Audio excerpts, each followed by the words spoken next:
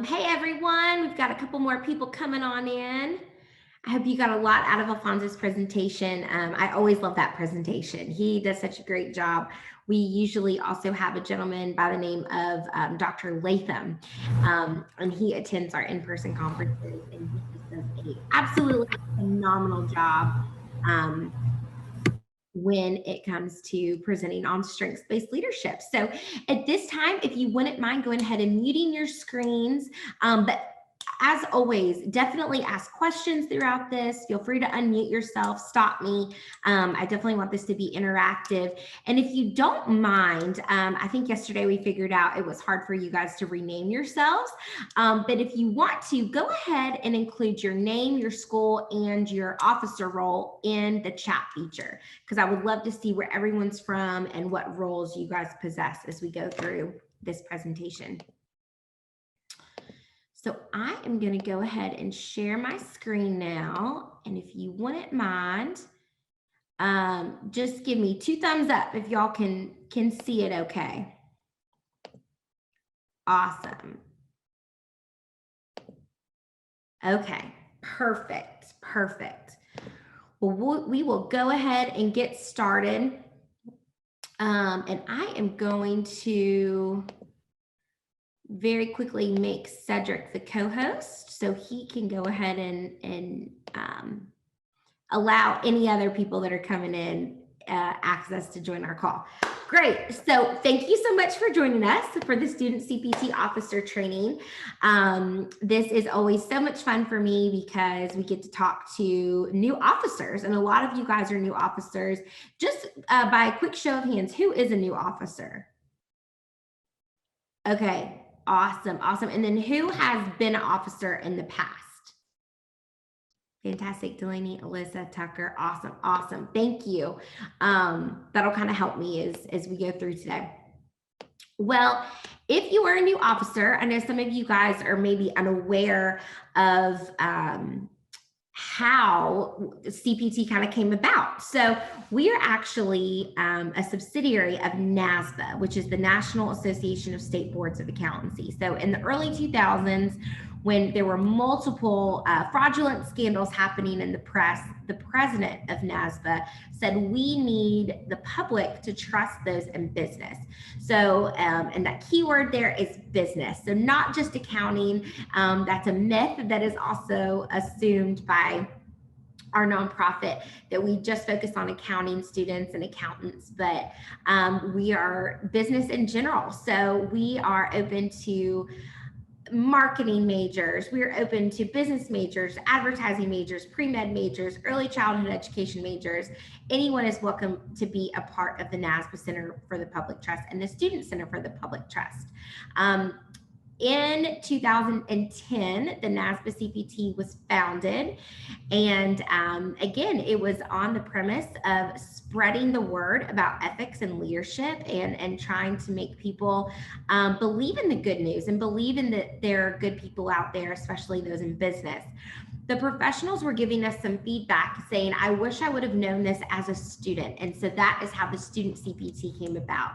Our very first chapter was Lipscomb University, and there's still a very strong chapter of ours. We are now on 49 actual college campuses, 24 states. We're at the University of the Virgin Islands and the University of Guam. We started that last fall. So we are all over. And I do want to talk about that as that relates to branding. So obviously we are a national organization. And I just want to make sure that when you guys are communicating, to your potential new members or your current members, that we are talking about the CPT in the same way. So please feel free to refer to the Student CPT as the Student CPT, the Student Center for the Public Trust, or the University of Blank Student CPT chapter. So, Tennessee Tech Student CPT chapter.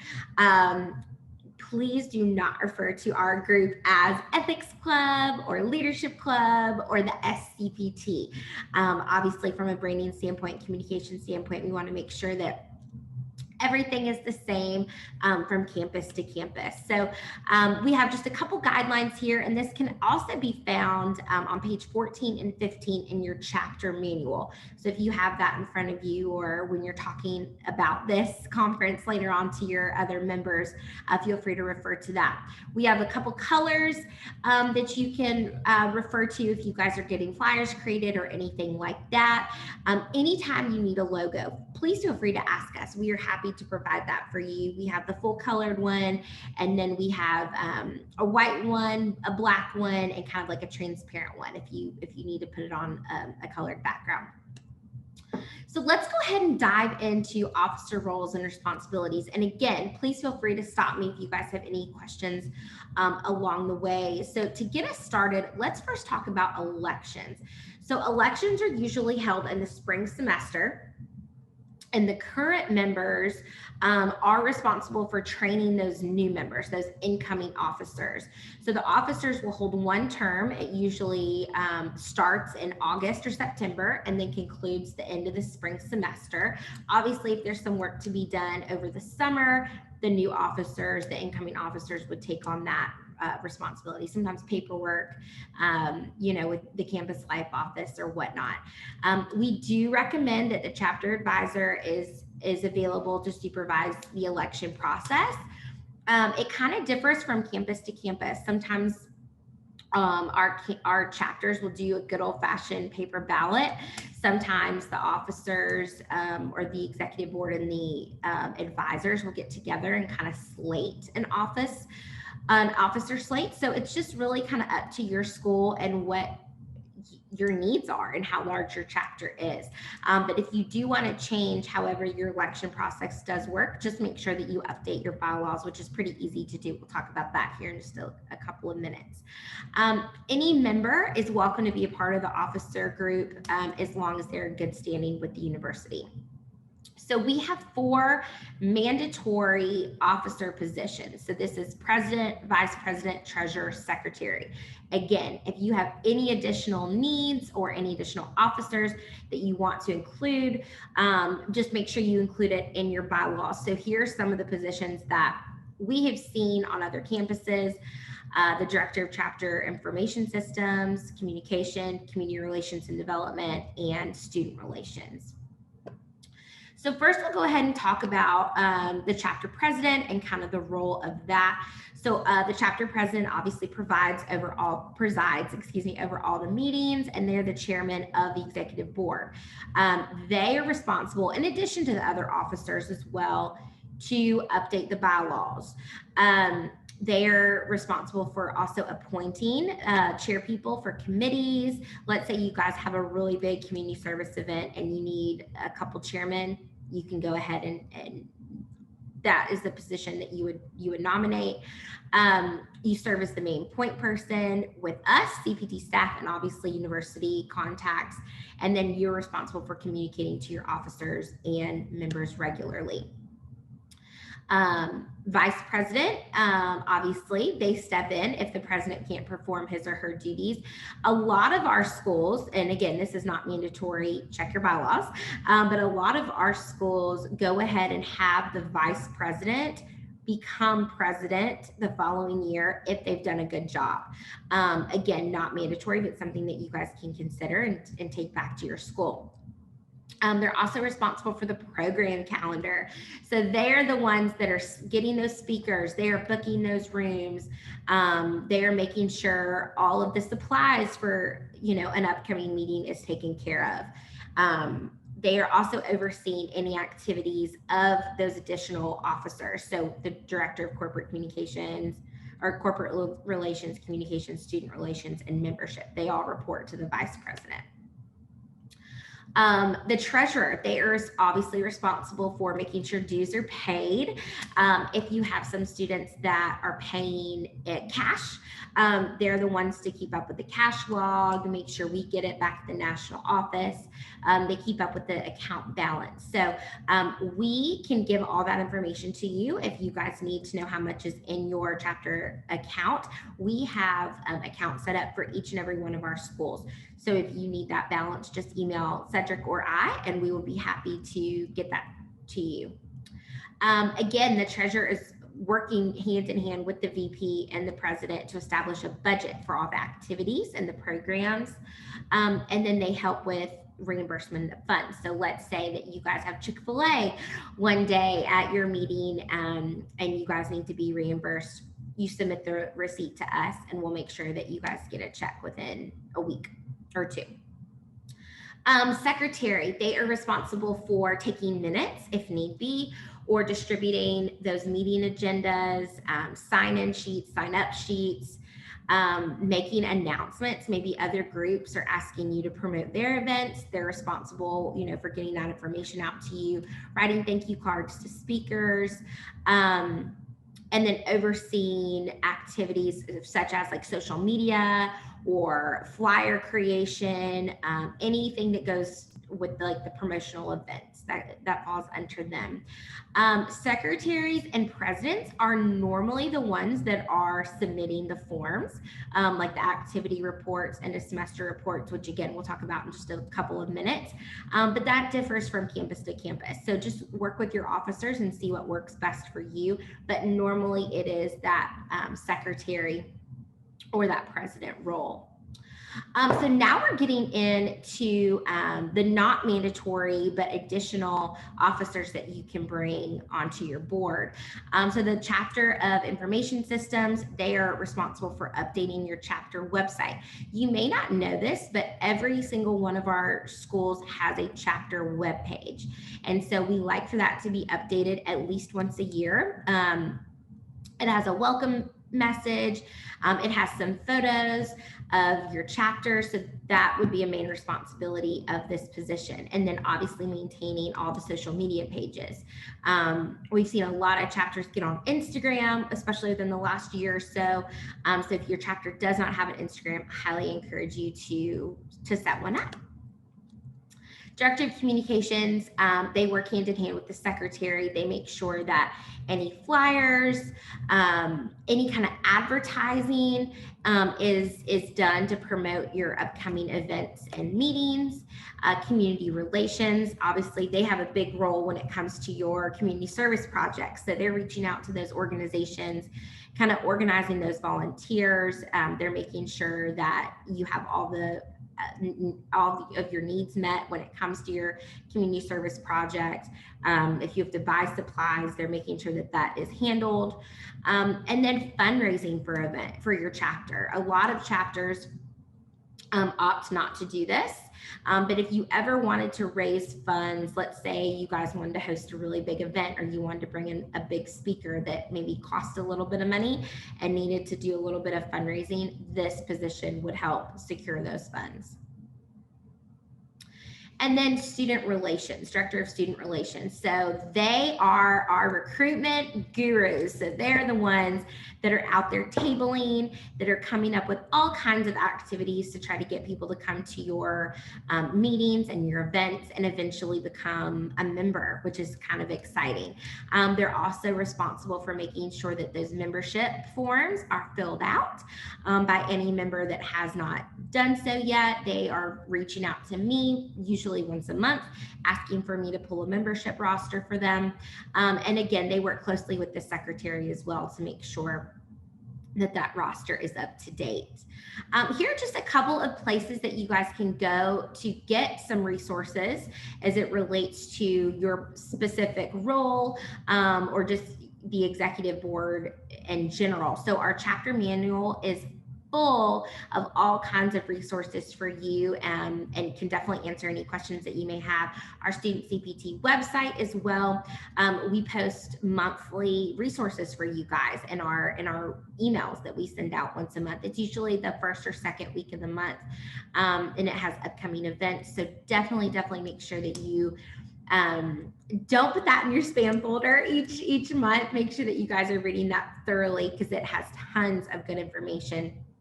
Again, we will contact you and you will contact us to set up a monthly call with your account rep.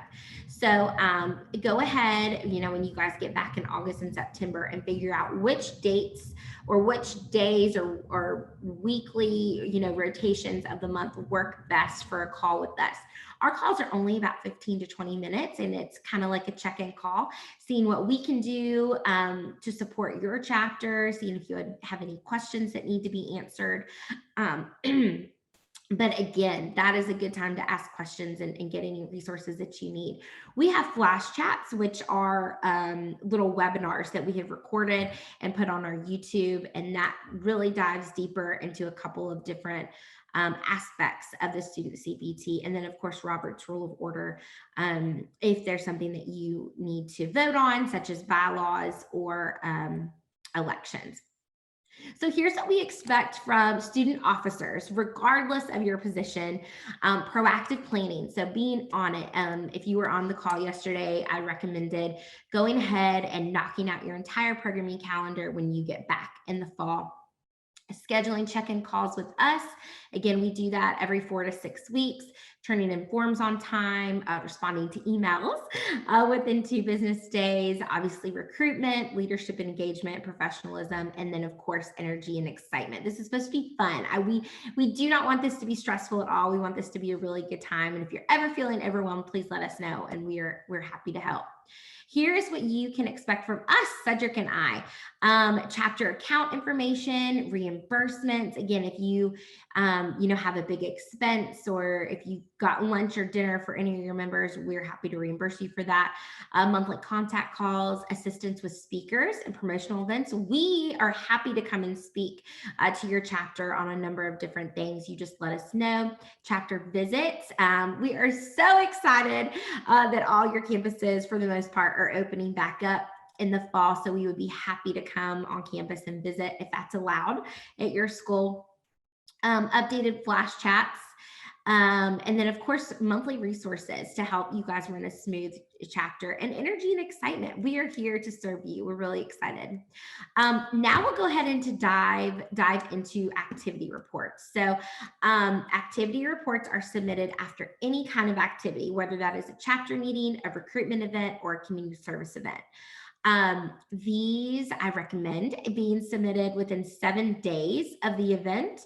And they are required for Star and Golden Star status. So just make sure that you guys are kind of keeping up with those. We love to see pictures, because what we do is we take everything in your activity reports and we save it. We save it, and then at the very end of the year, we determine Star and Golden Star status. So we'll go into what qualifies your chapter for Star and Golden Star status in just a second. But these are very, very important for us to have as well. And then we also use this information to share with our donors. And we also use this to post on social media. So make sure you're keeping up with those. End of semester reports. These are due in December and in May.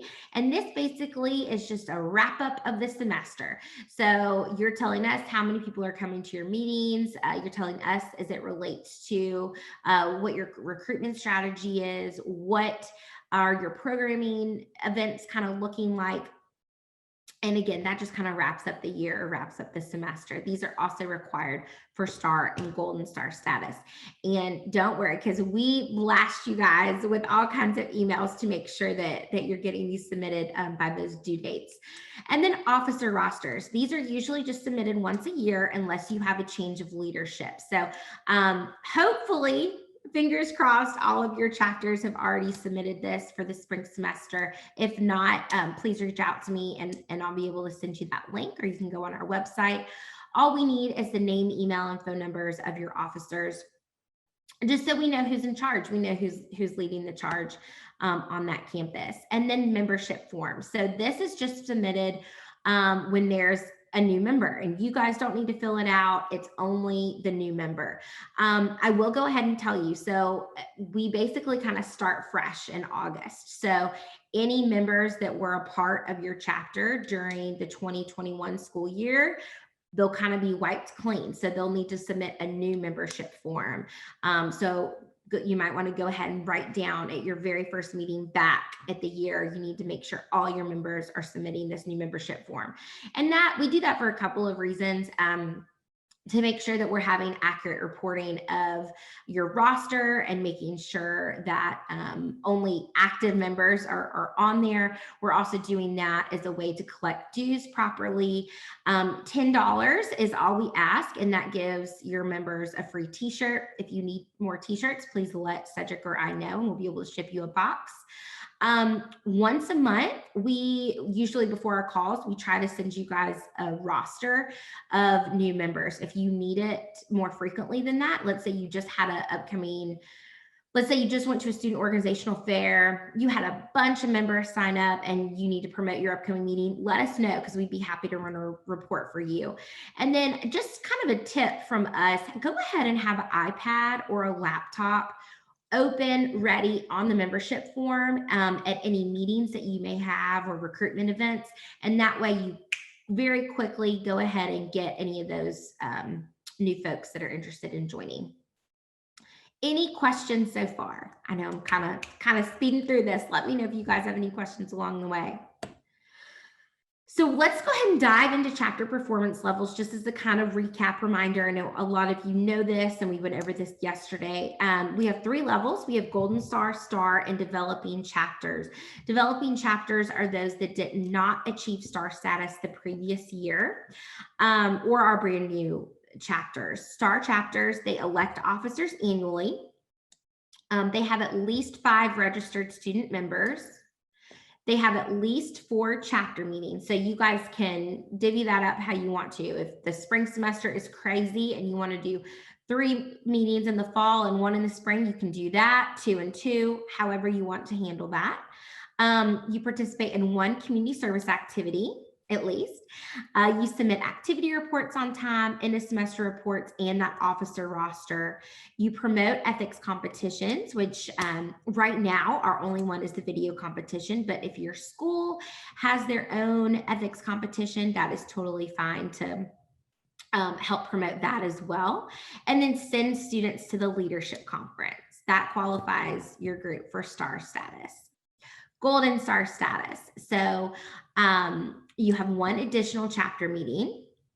You promote the Campus Being a Difference Awards and give an award away. That usually occurs in the spring. And then you participate. So you submit a video to our video competition. Any questions about what is required? Okay. We'll kind of dive into some of our programs because I know some of you guys are new and maybe unfamiliar with kind of the back end portion of these programs. So first up, our video competition. This will open in September. And this will run through the very end of March. Again, to qualify for Golden Star status, we ask that your chapter submit a video. This is a lot of fun. This is probably one of my favorite programs that we have. We have some really creative videos from students. My best piece of advice is don't wait to the last minute. A lot of our chapters go ahead and film it in the fall or over like holiday break, just because they have time, and that's totally fine. You don't have to wait till March to submit it. You can win up to $1,000 in prizes, and you can either take that money and split it up amongst your team members, or you can give it back to your chapter and your chapter can use it for additional funds. Campus Being a Difference Awards. You can submit these names to us at any time throughout the year. Usually this is a program that happens in the spring. So you pay homage to a faculty member and a student member, that have really kind of gone above and beyond the previous year. We have a lot of schools that host like a special meeting for this, and they might have food and they'll do a nice presentation to the student and faculty member. For instance, Lipscomb University, they will actually team up with the business school and they will give this award away at their annual business school luncheon. Our ethical leadership certification program. So this is a program that we offer to schools. It's $39.99 per student. And a lot of times if our chapter members want to take it, there may be some money earmarked at the school that allows for ethics education and training. So definitely reach out to your chapter advisors and see if they'd be interested in supporting this. Also, we've had several schools reach out to local firms, local companies, and say, hey, we have 10 members that really, really want to take this ethical leadership certification program. Are you willing to give us a $400 scholarship for all of us to take it? So just a couple ways to kind of get around that $39.99, but it is a great program. It's comprised of 6 modules. Each of those modules go into all the areas of leadership, powers of leadership, communication, like I said, different kinds of leaders.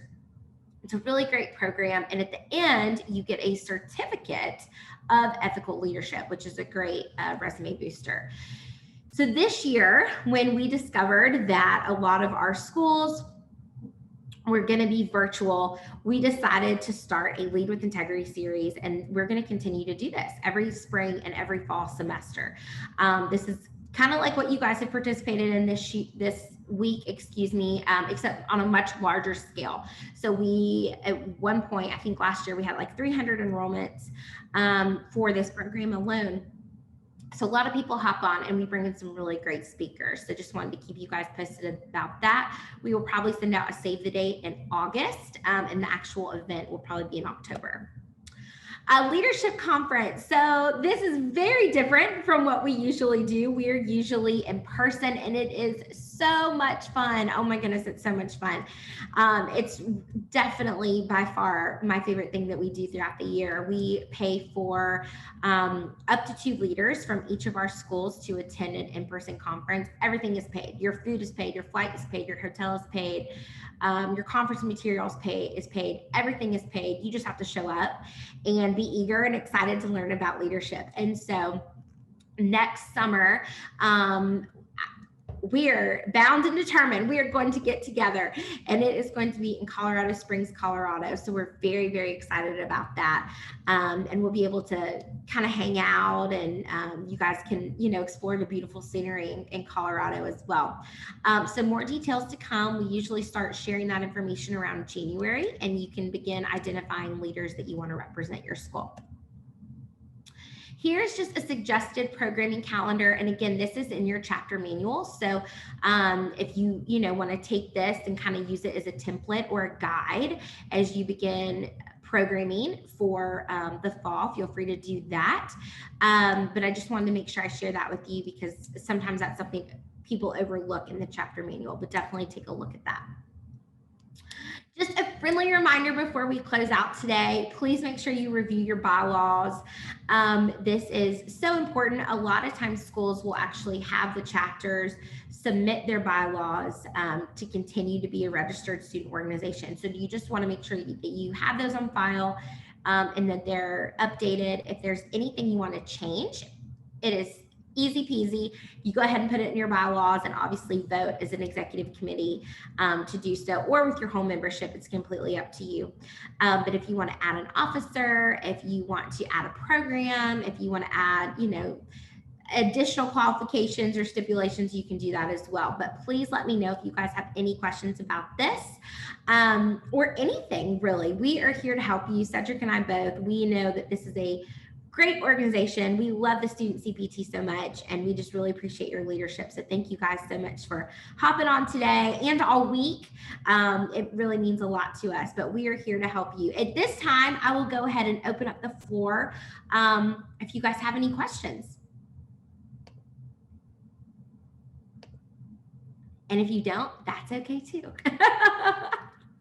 Well, you guys know where to find us. And again, thank you so much again. I hope you all have a wonderful rest of your summer. We will be in touch over the next couple of months. Thank you, guys. Thanks, guys.